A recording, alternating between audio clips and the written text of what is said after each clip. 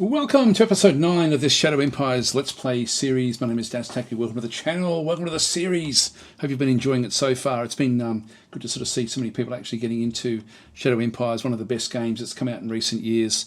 If you're into wargaming, particularly if you're into procedurally generated map wargaming on weird and wonderful planets anywhere in the known galaxy, then this is your game. It's an incredibly good game.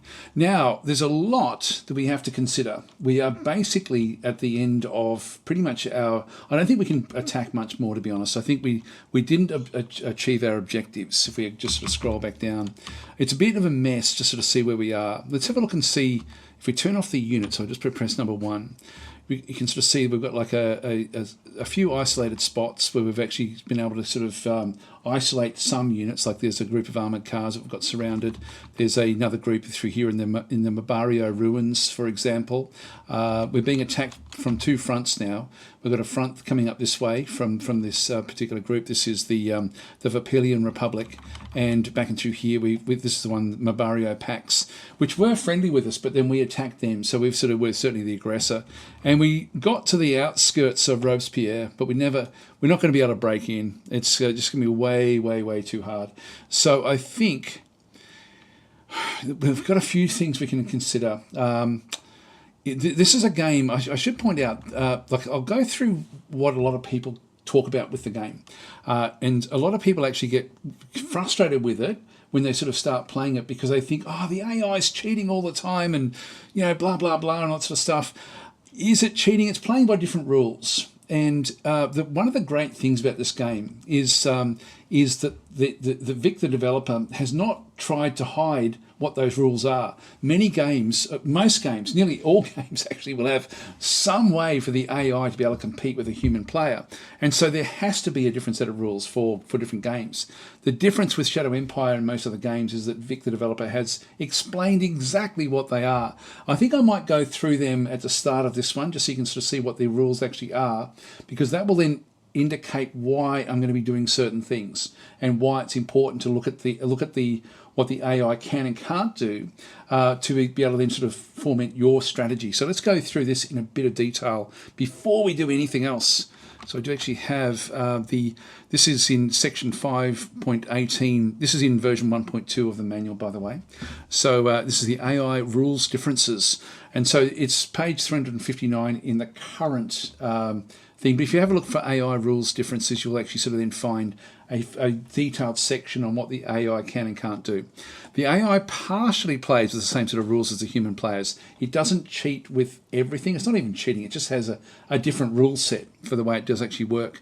Notably, the AI uses the same rules for almost all the economic and military parts of the game. However, in quite a number of cases, a different rule set is used for the AI. And it then goes through in detail. Now, there are 3 modes of AI. They go from unaligned, which is basically sort of like your marauders, which are just sort of part of the they're just part of the scenery essentially. And these actually well, for example, they don't have the same supply ammo and fuel usage. You see that militia-like forces only. These like even if they're surrounded, they'll still survive.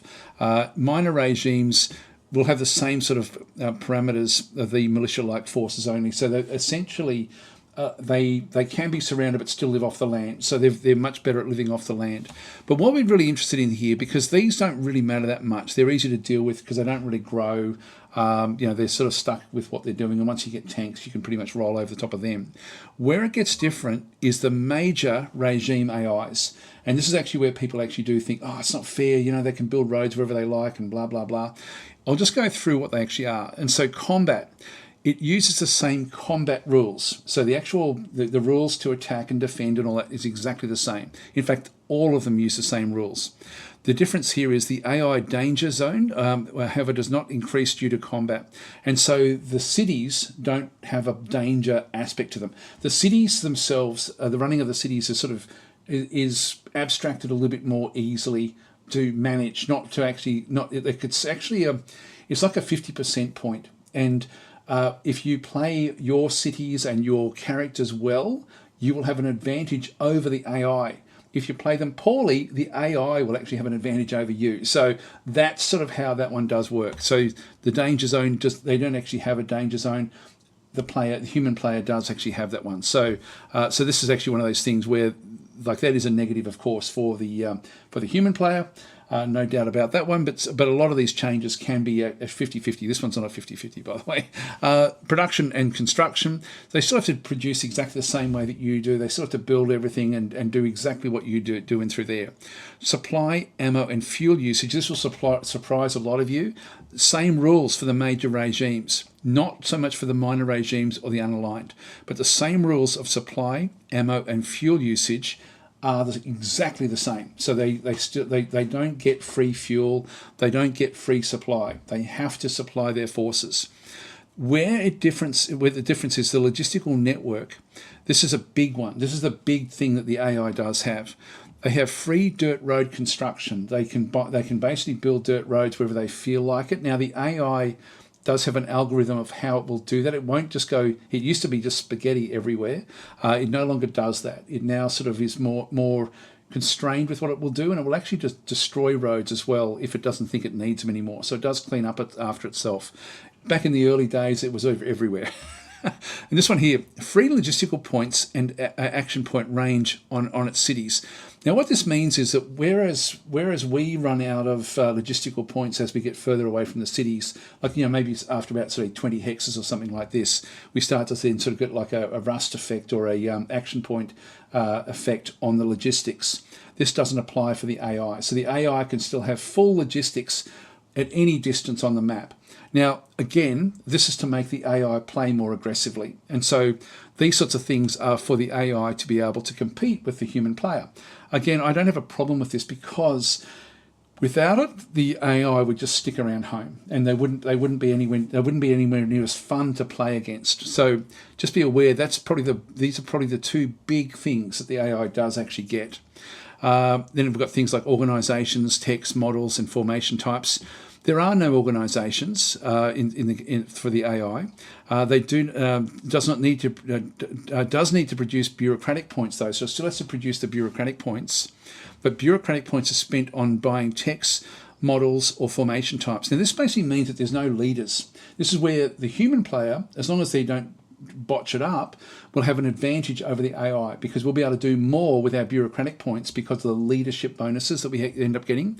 They don't have the different organisations that we have with the leaders. So, they don't have, for example, a military council or anything like that. But what they do is the bureaucratic points that come in get allocated to different areas just on a more simplistic sort of fashion. Factions and elections, almost the same rules as for the major. Obviously, I won't worry about this one so much. This is, it's a cut down version. They have 3 factions with their own scripts. There's no new factions.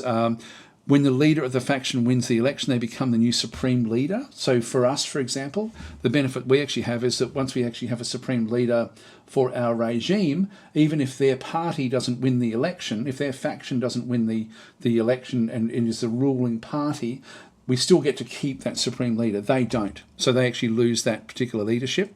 And so that leader that they end up getting will be the leader of that particular party. So they still have leaders, they just don't have organisations.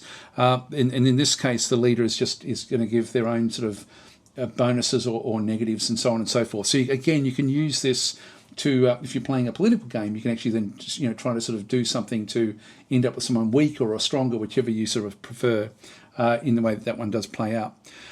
Spies doesn't use them yet, except for in some story events, so they actually don't use the spies, but they do actually have a rather vague view of your empire. So they're cheating. They're getting some information about where you are in the world, just so that they can make decisions. But they don't have, again, if you go all out spying, if you end up with sort of like more than, say, 3 spies in their territory, you should see more than what they see. So they never get to be comprehensive like what you can.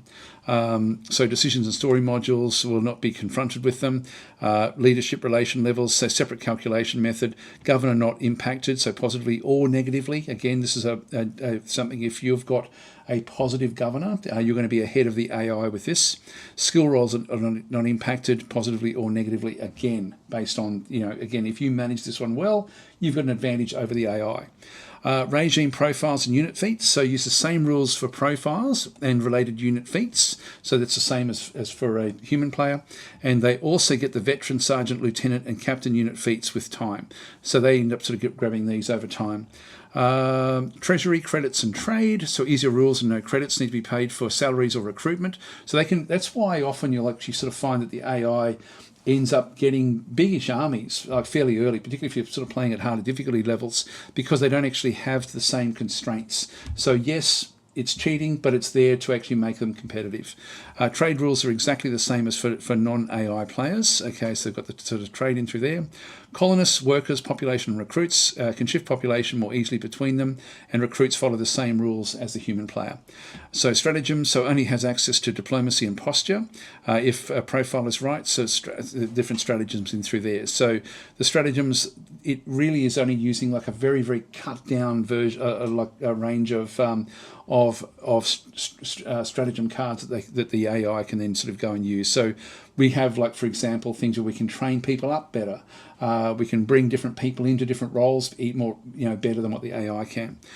Playing of diplomatic stratagem. So if the target is an AI, the response is immediate. If the target is a human player, the response will follow in the human's turn. So that's sort of what happens with if they are playing diplomatic cards. And then diplomatic relations, some scripted diplomatic events, but the AI makes its own analysis, determines which diplomatic stratagems to play. Relations with minors for the AI are always clear. Okay, so that's pretty much sort of where we go. So that's the differences. Now, again, I applaud Vic, the developer, for actually spelling it right out for us. There's nothing hidden away. We know exactly what the AI is doing. And so it just says down through here in summary, the AI thus has a number of advantages over the human player, such as that it is easy for the AI to maintain a good logistical network with lots of points. But keep in mind that this does not protect the AI from encirclement. Now, this is the key. This is when you're playing against the AI. When you know all of this stuff, encirclement still works because they still have to get the supply across, which means they still have to track a supply network from their city to their units. So if you can encircle units, or even if you can encircle their city, it stops all of their units from functioning unless they can get another city established nearby. Furthermore, the AI also has a number of disadvantages, as it is not able to pick up the number of extras that players can from stratagems, decisions, and stories, as well as missing out on some bonuses like high leader relation scores, etc. So that's the difference. I thought I'd just cover it because every time I stream the game, this is a very, very common theme of people sort of disappointed that they feel that the game is cheating. Every game cheats, but not every game tells you what it's doing. This game does tell you what it's doing, and it's really not anywhere near as bad as what people think it actually is. And in fact, it's without it, it wouldn't be much of a challenge. And that's true of any game. Anyway, let's get back into the game itself. So, spend a bit of time just going through that one. Now, we've got a lot to consider here, because if we look at we've got a couple of units that are surrounded. Now, we've been able to surround them. We actually did lose, in the last episode, we did actually lose our leader, our tank leader. We've had to bring the tank leader back up into here somewhere, so we've just built the tanks back up the top there. We'll come back to that when we sort of look at the actual units themselves. We've got to the outskirts of Robespierre. If I can get all of these different things into here, look at the assets. This one is a scav furnace. We've got a rare mine. We've got a metal mine. We've got a recycling, like a very heavy recycling facility down through there. They've got an agrodome 4 there. Now, this is actually, if I can get hold of these sorts of things, there's got solar panels back out through there. If I can take a portion of these, if that can be what our objective is, because I'm not going to be able to take the city. The city has got some incredibly good buildings in it, but we're just not going to be able to do it. If we can take the food, they're going to starve in the city. They're going to basically, they're going to disintegrate if we can get rid of their infrastructure. So for me, the objectives now are getting into these ruins if we can, and to get into here if we can. Now, the more I do this, the more I extend my own front line, and that scares me, I've got to say. So I don't think I'm going to rush doing it early, and I may not be able to do it. I'm going to have to start looking for ways to make peace here. Because we're going to have to, I think we're going to have to make peace with what they're doing. Excuse me. While we're looking at different assets that have come through, we've got an oil drill there. I'm just going to go and, these are active. I'm just going to go and mothball these. just so that we don't actually try to act like we don't try to run them. So this is the scav furnace. We'll just mothball that one. We'll mothball this one as well. It just means that we keep them active, but not actually in any sort of use. What have we got down there? We've got another little dome farm that's actually privately run. I'll just leave that one where it is, so I can't really action that one as such. So there we are with all of those different bits and pieces. We are stretched. We are going to have to make peace, I think. I don't think I can get around and make an effort to take these before. I think we're going to start struggling because we've now got two enemies on two different fronts. I would like to wipe this one out. What's that one? Just another scav furnace. This one here is just sort of off on its own anyway. So let's have a look at the cards that we actually have to play. I'll just press number 1. Now, I've sort of run out of puff this particular turn. Let's have a look at the cards that we actually have. The strat cards for the mages. Contact, non-aggression pact. They won't do that. Yeah, we don't actually have anything to even try to sort of sue for help here. It's a hard one. It's a hard one. I would like to try to get something, with the to get back and sort of just re-establish a front line. But I think we're going to be going backwards for a little while now. So we're going to need to focus on all sorts of different things in through here. We also don't actually have, we don't have much metal. That's a problem. So metal is an issue. Now we're not building anything as such. Logistics is a bit of a problem coming back down through this other side as well. I think we're just going to have to tread water here for a little bit of time. Now these ones here, minor worker strike in Morbaran. Well, everyone wants us to just see how we've got these are very high leader relations all the way through, and so this is where we have a benefit while we actually have got this one going. So we'll give in to some of their demands. So we'll just go and do that to get them even happier. Policy speech. Now this one here, the goal is that average relations with other regimes reaches 24. I do want to actually make peace. That would be cool if we could do that one. The goal is the average soldiers' morale to reach at least 71%, or the mining assets reach at least 6. I can do that one, I think, because I think I've already got that, to be honest. And Air Force, no change there. Just leave that one where that is. Now we discovered the light helicopter last turn, but what I really need is an anti-air aspect. Now we've developed up a flat gun. Let's have a quick look and see where we are. It's been a few days since I've actually been recording this, so I'm a little bit behind the scenes. Now this is the 50mm anti-air, but only with the Envirus suit. So the flat gun is not fantastic. So that is not great. Now the other thing we wanted to have a look at was the anti-tank guns, because they're going to be, we've got the trimmer guns too, which have got very, very high combat scores.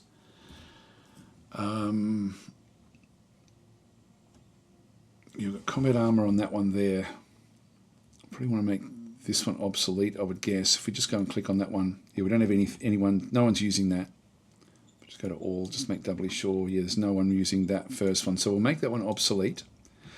And so this is a 105mm high velocity gun. These should be fairly good at protecting, but I'm thinking I'm going to actually put these in with some of our infantry, just to sort of establish a bit of a front line. We're going to need to collect everything up and get things sort of working better with anti-tank guns, and also with some also some flat guns as well. We're going to need to get flat guns throughout the front lines as well. The AI does very, very well. I'm thinking we actually go with extra flat guns. So let's go back to the blueprints, and we can see through there we've got medium aircraft design, flat gun design. Now we went with twin 100mm SHV anti-aircraft guns and combat armor, but we haven't actually used them yet.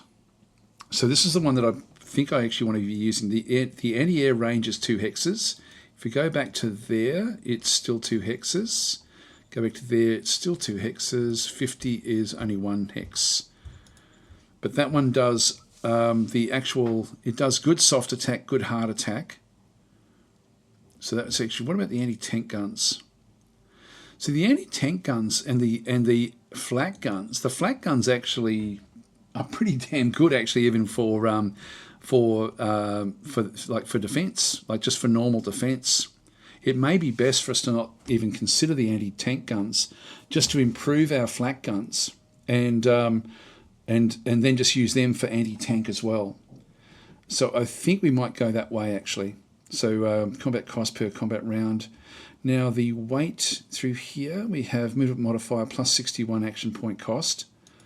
That's plus 31% action point cost. If we went to 300, it would be plus 71. If we went back there, it's plus 39. 88s is plus 31 as well. Which means that we slow down if we have these, particularly if we end up with these big ones, these twin 100mm. If we kept them light, because the plus 31% action point cost just means that we're slow moving, but nowhere near as slow as if we go with the twin 100mm. We still have the 2 range hex. I'm thinking we go this way actually in hindsight now. Now just thinking about it. So I think we'll go that way with the 88s as the actual flak gun itself. It still gives us half our soft attack and hard attack type range. Firepower is 200 as opposed to 400, but we can at least maneuver. The other ones would be okay to sort of leave just sitting around. Oh, God, it's such a tricky one. We do end up with so much better firepower. The Air 200 there, the Air 75. We do want to be protecting. You know, I think I'll go slow. I think I'll go the twin 100s. We'll go that way. And just the normal 100 is plus 39. Yeah, it doubles their firepower in the air. Like, this is so much more effective. Let's do that, and we'll end up with sort of like a specialized defense group that will actually use these for. So we'll at least just leave that one without it one use. And so we'll come back across, and we will actually go to the flak gun. Now, actually, the other thing we wanted to have a quick look at was our models. So the flak gun, if we go back to the design, is very, very poor. So we've got this one in through here. Yeah, so we at 88 structural design, we want that close to 100. So that's very, very weak. So we'll start fresh there. So we'll just go and do a flak gun development, and we'll build a brand new design using this new flak gun design. So 480 bureaucratic points. It'll take a few turns to get that one, but we'll have a bit of time up our sleeve. We may be pushed back quite a bit in the coming turns. So let's just go into there. And this is where I do want to start to make use of this, but I can always call these ones up when I've got that flak gun, and then we'll have a look at the flak gun and then figure out how we want to work this one. So I'll probably end up customizing my machine gun brigade. Now I've got 945 customization points. The other thing I can do is to actually go and grab a specialized like I've got independent flak battalion there, which is actually too much. Yeah, no, that's not going to work. I was just thinking of actually using those a little bit as well, but no, I think we'll actually just go and add a couple into the machine gun brigades, which will be then fairly good at defending. So we might even see what else we pick up in the meantime. So let's actually not do anything. We'll just postpone this one for now. We can always call that one back in. That's our decisions done. I'm worried, guys, because I think we are going to suffer here. Yeah, what have we got in there? Just have a quick look and see what we've got. There's a lot of them in here. And we don't know exactly what their entrenchment is relatively high. It is in ruins. So I think we just need to wait there for a little while. And then just see how we go building things up.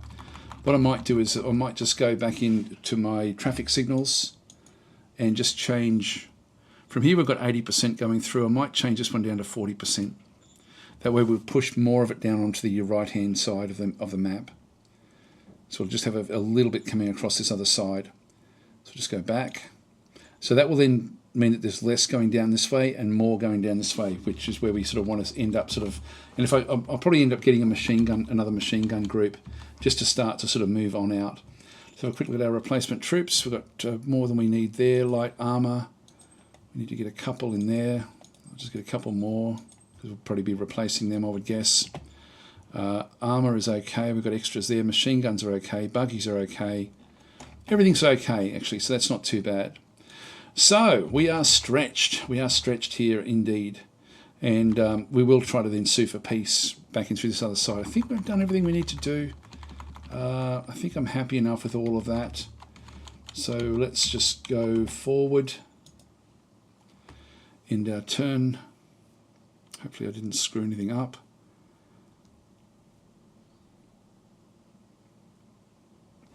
You see they're building those free roads. Now, will they try to blast their way out? We've just lost a couple of Cooper Pluses. They're attacking. They've just wiped out that group of armoured cars. And they've now cut this area off, which is a bit of a problem for us.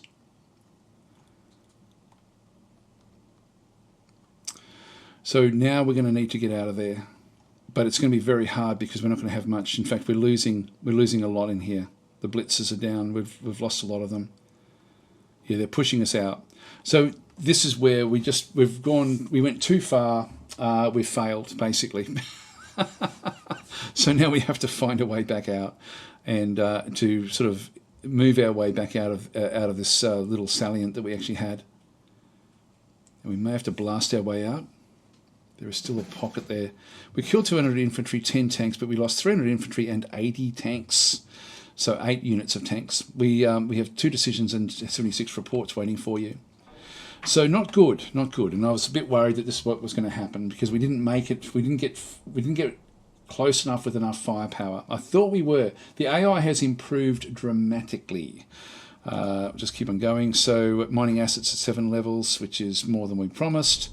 We've completed rocketry. Research complete. Okay. Now I think we were getting that one to try to open up some other areas. Civilization has risen to level 6. So that's all okay. Wow. Right. So we are cut off in here and we can't really move off, which means I'm going to have to blast my way through here. They've got some other tanks. They've got some all sorts of different things coming through here. Assault guns coming in with 105mm howitzers. So it's more not really anti-tank as such. The Serpent is a medium tank with a 105 high velocity gun. That's going to cause me a lot of issues. Another medium with a 105 howitzer gun. So things are struggling here. Now, if we can somehow make peace, I would take it. I don't know if we can. So they're still fairly positive with us. If we can just somehow get in here. We do have a bit of logistics. We've got logistics problems because everything's coming along this road.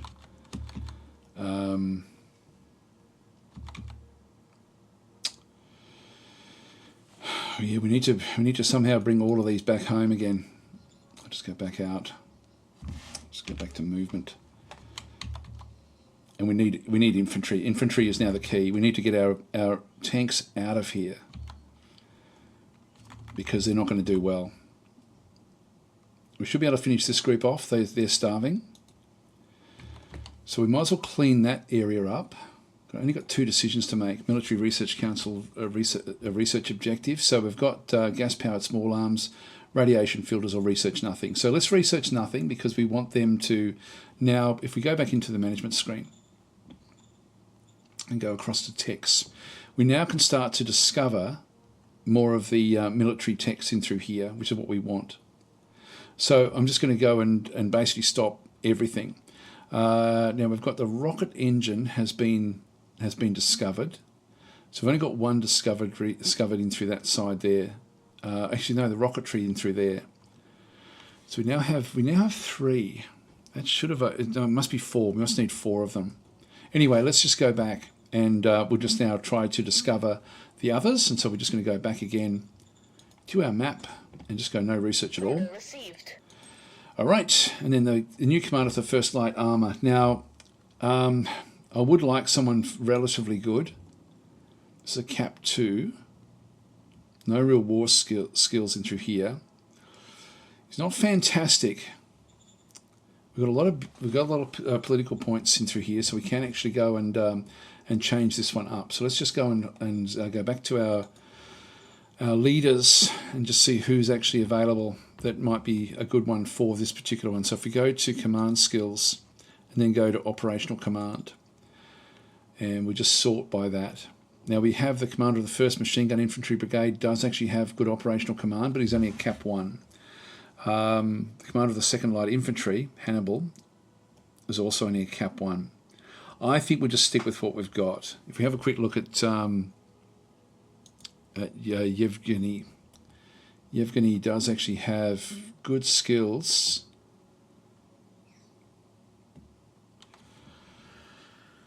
Ooh.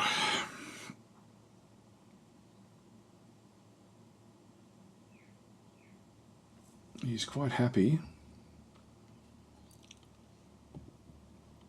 Look, to be honest, this is actually not too bad, but I think I'm going to keep him where he is. He's got like good defensive, for example, things like this.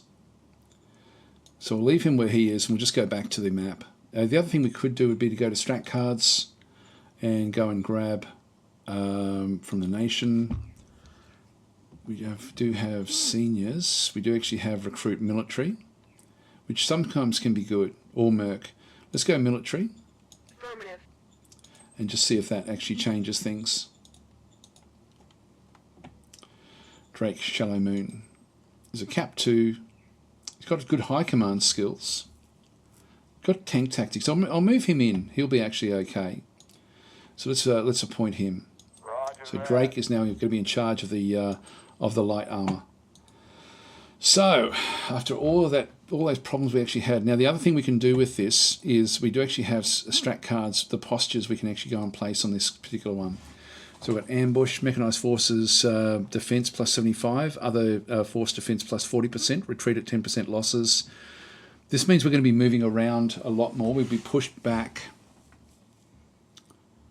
but their defense does go up a lot, actually. This will give us survivability. We've got no retreat, we don't want that one. Defense, that's infantry. I might have to start playing this one. So we end up with, I think we'll actually have to start going this way with some of the others as well. Field training, what else have we got in through here? Recon, all-out attack. Blitzkrieg is the one I tend to like because of the attack skills, but we no longer want attack. Infiltration, no. And entrench. So entrench and maximum entrench plus 50%, overall attack minus 40%. So depending on where we are, we'll have a look at all of our troops, I think, with this one through here. So if we have a look at this commander, for example, if we do go and play that first one there, the ambush. So mechanized forces. So this one here is mechanized forces defense plus 75%, other forces defense plus 40%, retreat at 10% losses, overall attack minus 50%, and 5% of lose troops on retreat. This will help, I think, just to keep us alive. So let's go and play that particular card. Copy that. All right, so that's been now set to ambush. So that's now the first light armor has now got this posture. The Blitzkrieg gives us extra movement and extra armor points, but I'm going to be now moving these back out into a defensive position. So we're now going to be retreating. We've now gone too far. If we go and have a look at the other military that we actually have, so we've got the 2nd Infantry down through here, which is just the 2nd Light Infantry Brigade. We've got the 3rd Light Infantry Brigade down through there. We've got the 4th there as well. This is the 4th Machine Gun Infantry Brigade, which are going to be sort of like these are going to be a backline defence. Now we've got a few of them back up and through here as well. And we may need to use these to destroy this one and then go and put them into more of a defensive position. So let's just go and see what happens if we do attack this one, just using green. Let's just try this one, see how we go. Move out. Mission accomplished. There we go, we destroyed them fairly easily. So that then just gets rid of that particular grouping. So this is all the 4th infantry. And so with the 4th, just double check, we've got the 1st infantry as well, which is also machine gun infantry. So both of these I want to now start to put into defensive mindsets. So let's go to the strat cards. And so infantry get plus 40% on defense and minus 30% on attack. We've got infiltration. We also have entrenchment and maximum entrenchment. No, let's just go back the other way. So we've got 2 defense cards. I'll play these both on the machine gun units. So I'll execute that stratagem. So that one's now going to be on defense. And the so that's the 1st and then the 4th as well. Copy that. All right, so they're both now going to be defending stronger than what they were. But we still need to get everyone out of here. And this will take some doing.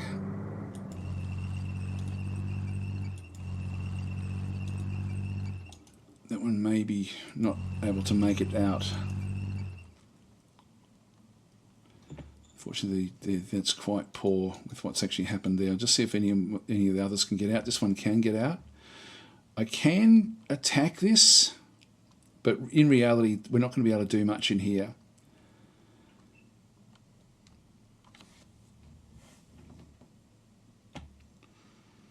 I think I'm better off just bringing it out. We'll just get away with what we can at this stage. And these ones do actually have supply.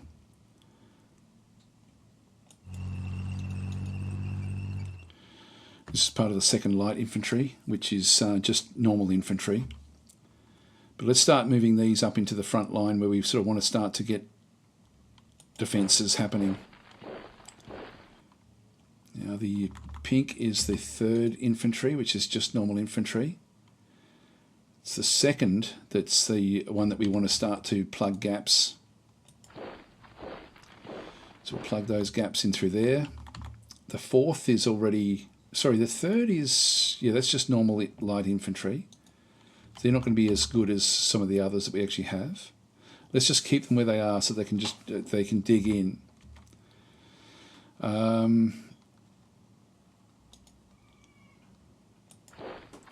Just move these forward.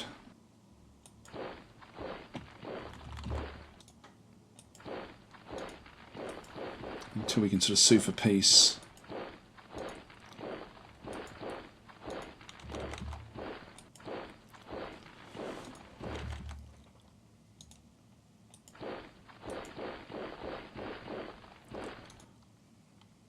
We've got this one as well, just to sort of come around the outside edge. We do have mountains there. Can't really get on the mountains at this stage, but we will be wanting to. Just until we can sort of... so we're going to have to push right away. We're going to lose this unit, I would guess. They may chop us off here. Might just bring those forward. Yeah, we've got other troops that are sort of moving in around here. Let's just get everything sort of established. There we go, we can get on the hill there. That gets us starting to position back over this other side. And then we'll establish a line across here ultimately. And so we'll allow ourselves to be pushed back. So we want to start to now sue for peace down with Robespierre. Let them get all this back again because we're not going to be able to defend it. Yeah, we're in trouble here.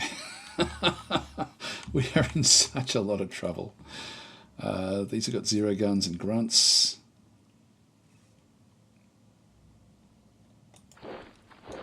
Just go and position them.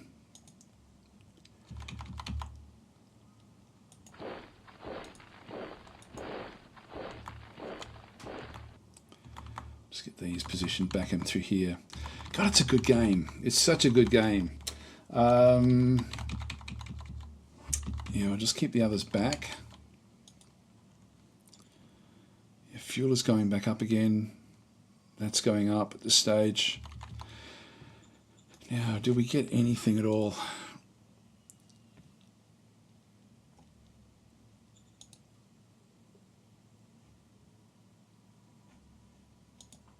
I don't think I can play this. Yeah, must have at least a relation score of 60 points with the target regime.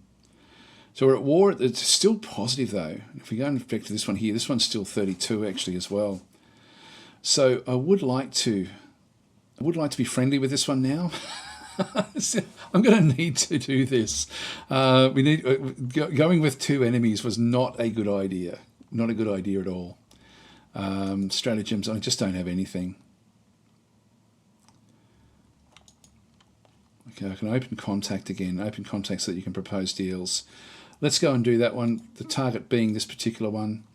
So difficulty is 25. We're definitely going to be getting this one done. So Supreme Command Council will do this one. Roger that. Okay, rolled a 45. Wow, we rolled basically a terrible number there. We rolled a 1, but was still enough to establish contact. So we'll see if we can do that and then sue for peace would be sort of what we want to then go and do. So hopefully that will be okay. They'll take back all of their territory. So we're going to be back to sort of where we were at the start, except that we'll now control this little, well, at the moment we'll control this area through here, which I can't really do much about. So that's about all we can do this turn. God, it's just such a good game, such a good game. But you can sort of see how I'm looking at what I can control, and I can't control any of this anymore. We're just going to get smashed, and so we need to buy time.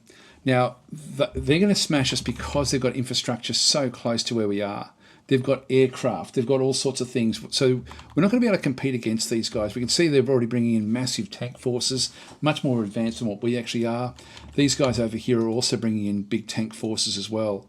105mm high velocity guns. They're going to be pushing us back up as well. But their location is way over here somewhere. So ultimately, if we can do it, we should be able to turn the tide against them at some point in the near future. We just have to hold on as long as we possibly can. So we're still going to suffer a little bit through here. Let's just go back to replacement troops. Light armor, we do actually have enough there to cater for that one. Infantry is now gone. Let's just go and grab a few more infantry, maybe say 10. And what about machine guns? They're still okay. The buggies are still okay as well. We did lose one of our buggy groups. I don't think we see them coming back up. So if we just go back into, for example, race formation, yeah, we don't have any missing units or missing HQs at this stage. So we'll just cancel those. Well, let's end our turn here and see what happens. Yeah, I'm not. I am worried about this, I've got to say. I am worried. I'm worried that we're going to lose a lot of armor through here, and it's going to be expensive to replace this.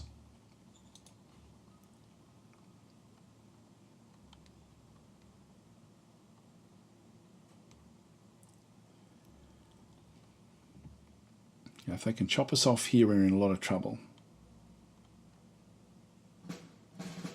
Good. No attacks. Good. Good. Got VidCon broadcasting. That's a good one for us to get. Threaten leader. Nothing there we can use. All right.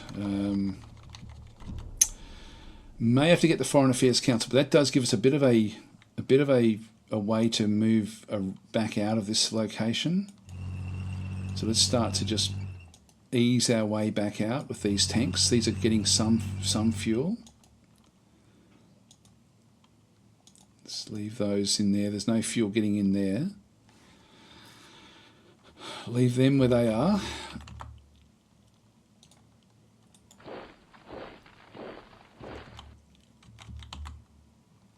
I don't think there's any real benefit in creeping down this way just yet.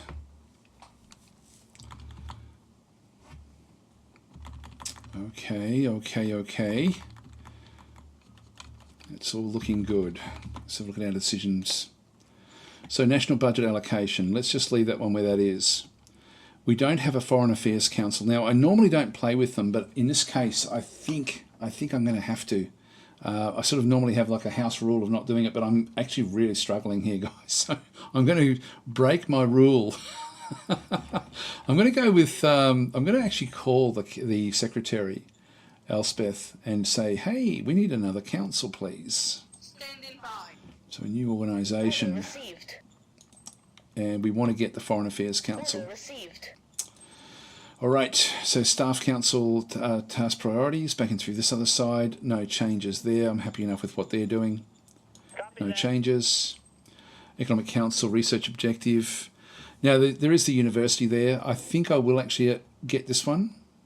We've got the, we just had VidCom. Let's have a quick look and see what we get. Geotechnics, power banks, water purification, volcanic energy tapping. Nothing much really that bothers us much. Water, soil, recomposition, hydroponics. No, we're not really that concerned. It's a very rainy planet. So I think we will actually go back up this other way. Now, we don't have heavy industry. This is one that we do want to find. But I might just grab university while I'm here. Actually, no, I won't. I will try to get heavy industry. So I do that by not researching anything. Order acknowledged.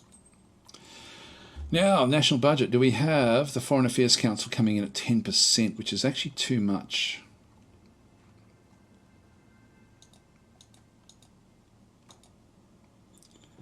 I'll just drop that one back a little bit, let the others sort of... so I'll just confirm that one through there. Everyone else went up a little bit because of that reshuffle. They all took a little bit of the share that was lost from the Foreign Affairs Council. Abductions in Picard. So slavers have become active in the outer reaches of our zone. I'll get them to move out, but it's taking time, and they are abducting quite a lot of people. So can I count on your support? Yes, of course you can. Yeah, it's going to be difficult. So I go, yes, it was a success. That's good. So the AI doesn't have to suffer with those sorts of little events that do come up. Well, can we sue for peace? Will we get a peace card coming up fairly soon? I'm going to stop attacking now from both flanks. I need to get this one entrenched as much as I possibly can. I need to keep the supplies running through here. Metal, we need to get a lot more metal so we can start to build rail. Now, yeah, we don't actually have any rail built at all, so we're going to ultimately need to do that. So it is now a time for us to essentially try to just get some sort of peace, particularly with this southern one, just so we can sort of just have a small area for us to protect. And I think once we get the Foreign Affairs Council, this will then we'll start to get the cards that we want back in through here. Everything else is looking pretty cool. So we'll end our turn there. Please don't attack me. Just leave me alone.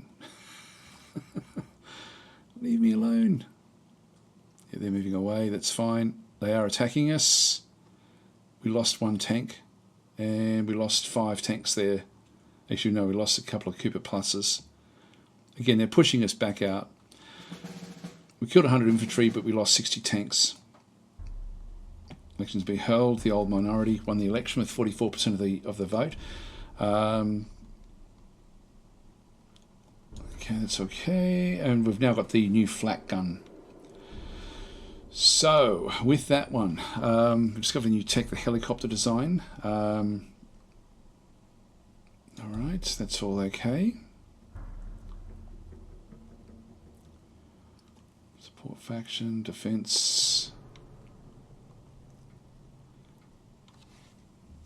Now, we won't be able to play that card. We need a peace card. But we will start to get more and more of cards coming in with the diplomacy that we can actually then go and play. So with this one through here, I've now got supplies, so I'm going to now start to move these back out of here and just leave infantry.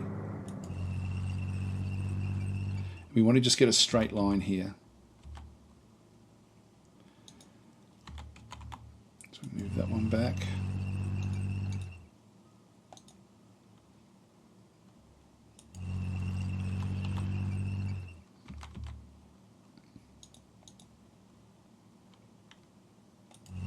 Extracting. Now this is the 3rd light infantry, so these ones don't actually have any benefits or any real abilities. The 4th, the 1st has got machine guns, and the 4th has got machine guns.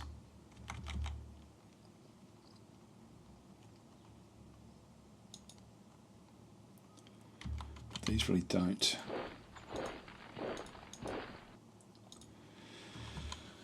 Okay, so we'll start to just sort of dig in through here, and we'll just need to get our tank forces re-established, and we do need to get flak guns now across the front lines.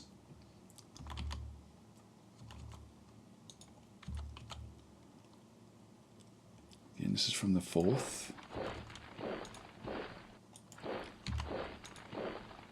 I need to get another one of these groups really down this other way, to be honest. They're much better at defending. Let's leave the tanks in there for now. Let's just leave them where they are. And okay, so it looks like things are dying down. We're now a fair way away from Robespierre, and we're not going to be able to attack for a little while. So it's time to lick our wounds, but you got to know when to lick your wounds. Now, I guess that's the key. Let's just go back into here and just allow the pull points through, but we'll block everything that way. That way we just keep them all sort of coming back down along this road. We don't want to have deviations off these roads other than, you know, what we absolutely have to do. Yeah, so they're all okay. They're all okay, good. Okay, so that's all fine. Actually, there's another one that we're going to need to move down. Now, let's have a look and see what happened with our model, with our flak gun. Oh, look at this. Awesome, awesome stuff. So this flak gun is, we picked up a lot, both in base design and also in structural design with this new one. Its firepower went from 100 to 400. If we go back to the actual quality, we should then see a big improvement in the in its combat abilities. So it's 6 times the combat abilities of the previous one, but does cost more than 6 times the actual cost in terms of what it's going to cost to actually build them. But the survivability should be heaps better. Lots of metal. That's okay. I don't mind this. Now what we've got is we've got combat ammo. It does chew up a lot more ammo. Yeah, the design all looks pretty good through here. The weight, yeah, this is sort of like the weight's high.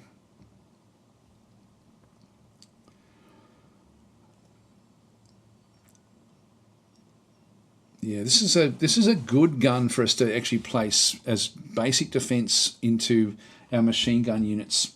It's going to slow them down something chronic, but it will actually allow us. This is actually the firepower versus air is 200.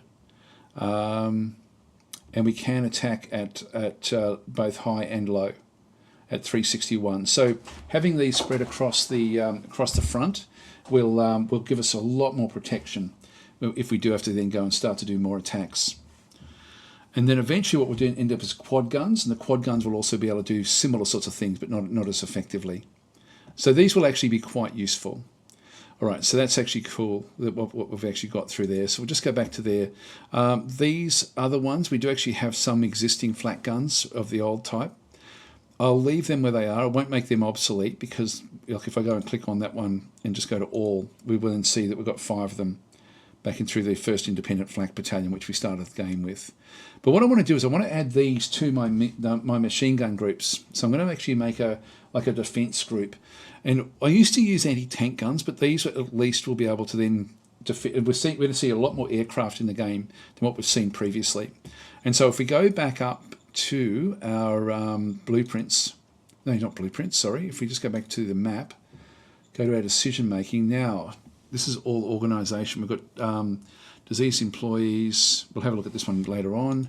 Foreign affairs, who we're going to place. We'll have a look and see what we've got through there. Glitch Ashton is cap 2. Not bad. Not bad. We might have a look and see. We might do a bit of a reshuffle. We've got a lot of political points. Foreign affairs, set design target for the Model Design Council. That's not going to help us at this stage. So what we need to do is we need to talk to the, if we just go back to the reports, go to organisations and then go down to the, which one is it? The Staff Council Overview. We're going to call up Simba and we're going to give him a customisation order. Copy that. So we're delaying it because we now actually have what we have. So we're going to customise a brigade. So not just a battalion, like just a lowly old battalion, but an actual, the machine gun infantry brigade. We're going to add in probably only one, just one anti-air gun to the actual group itself. And so if we go and customise this one, and we're going to add, so we've got 800 infantry, 200 machine gun. We're going to add in a flak gun component. So we'll just go and add in one. And we just add in basically one of them. So we won't add in two, just one. I can add up to 5, but that might be too much. And I think one will be enough just to sort of round it out. That way we still should be able to move fairly well. They'll be able to drag it around. If I add 2, it's tempting to add 2, but I think just 1 will be enough. So let's go and confirm that one. And so we're going to rename this one, not from MG Infantry 2. We're just going to do this one as to Defence Infantry or Air Defence Infantry will be the group that we end up then having with this one here through here. And so it's basically just going to be an Air Defence Infantry done. We'll just finish that one. And so we now actually have a new formation type. Air Defence Infantry is now available for immediate deployment. Let's just go and click on OK. And we'll apply that first of all just to the 4th Infantry. So we'll actually go and change that one over. So we'll just go back to this particular group, go to Unit Admin, and we're going to now go and upgrade to an Air Defence Ministry Brigade. So it's going to need to have, it's going to need infantry, machine guns, and now flak guns as well. So we'll just go across, click on that one through there. So this is now the 4th Air Defence Infantry Brigade.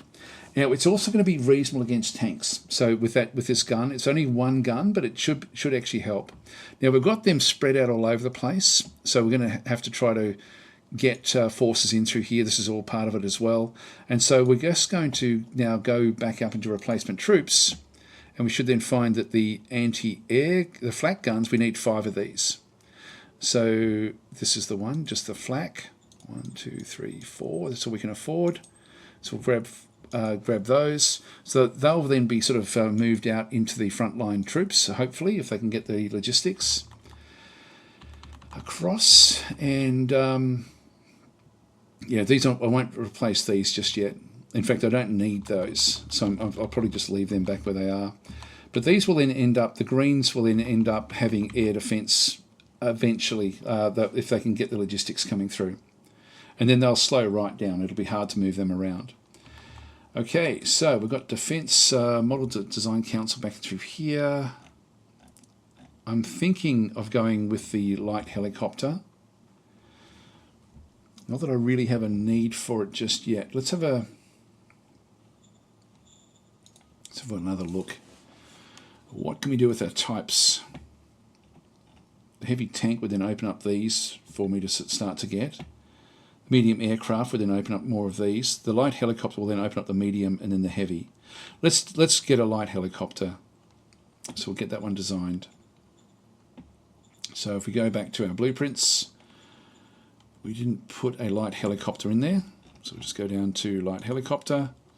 And so this is going to be, we'll just go to new blueprint for the light helicopter. These become a bit trickier because we have to then start to think about how we actually sort of then use this. This is where this blueprint absolutely shines, because we need to sort of have like a viable range. Now, helicopters don't need an airport to operate from, so they can just operate from a road essentially. So the actual range doesn't have to be very, very far for it to still sort of then go and work. But if we change this small one to a tactical bomber, I think, again, I wish it would show you like exactly what these do mean. Level bomber means high range. A fighter bomber, if I go that way, it just depends. This is sort of how they then operate. I don't really want these. I think tactical bomber would be best to sort of just go that way. It's interesting how it changes the look of them a little bit. I'll just go with a tactical bomber. Now we've got the ultralight rotor. Let's just get a fuel tank of say 1,200. We'll just sort of see how this one actually does work.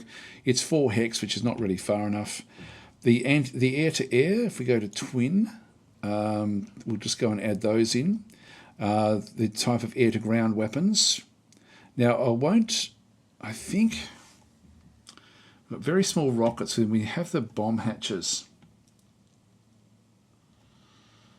Now, tactical bomber would then mean that we have the bomb hatch, and that's going to then limit us even more, which is not enough. We don't need cargo space on these. If we go with a fighter bomber, and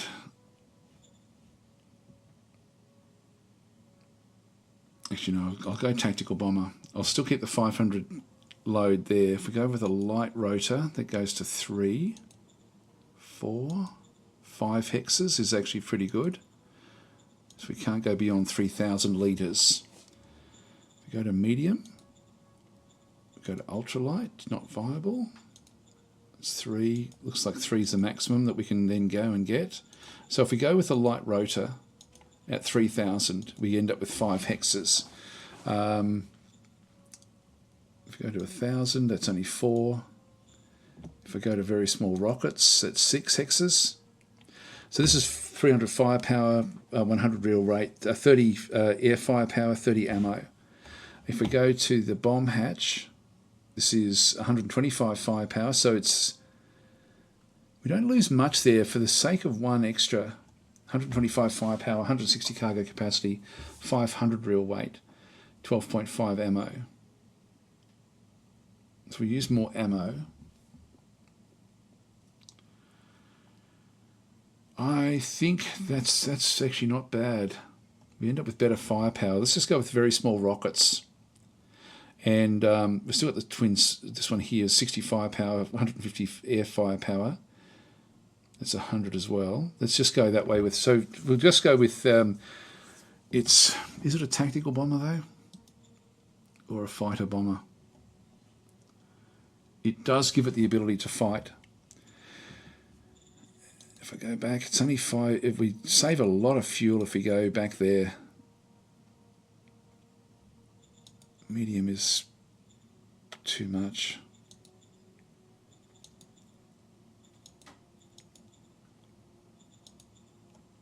Yeah, the light rotor does actually work.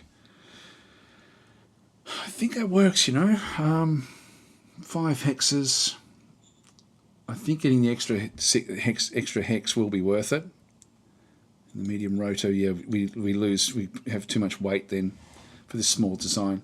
So that will do us, the light helicopter. We can rename that one. Actually, I'll keep it here, just a fighter bomber.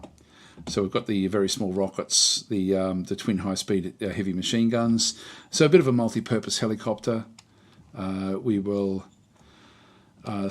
save that one basically, or if that's actually now already done. If we just go back to the map, we'll just go back into our decision making, and so we will actually go down now to the light helicopter. Start development using this particular design, and select. Okay, so it's a viable aircraft design. Confirm. Affirmative. All right, that's cool the way that one works. And we have run out of time, guys. I'll just quickly go through these. Foreign Affairs Council task priorities. So major diplomacy priority change. We want this one to be really the main thing that we go with. So I'll make it 95.5. We'll just go and confirm that one. Received. The Supreme Command Council priorities, I'll just keep them as no changes. New director for the Foreign Affairs Council. What I might do is I might bring in, I've got now 5 people that are vying for these sort of positions, but if we go back in, we do actually have a senior that we can bring back in. We've got 2 of them actually. Affirmative. Let's just go and see if we end up with somebody that's going to be a bit more viable. Portia, 63 years old. Looks good for a 63-year-old. That's older than me. So we've got the covert ops is high. Ooh. Now diplomacy is really what we're looking for. So diplomacy. Let's have a look and see. I don't think it's there's administration. I don't think it will really matter that much. But diplomacy should be the one that we end up aiming for, I think. Let's just go back to our cards again. Our leader cards, and we'll just reset this, and we'll just go across to the got technical, interpersonal, diplomacy, governor, the secretary. She's only cap 2. Mary Dutch is only a cap 1. I think I'm better off going with that senior, even though she doesn't have any skills in diplomacy. Overall, she'll be a better pick. It won't matter that much. I mean, Elspeth.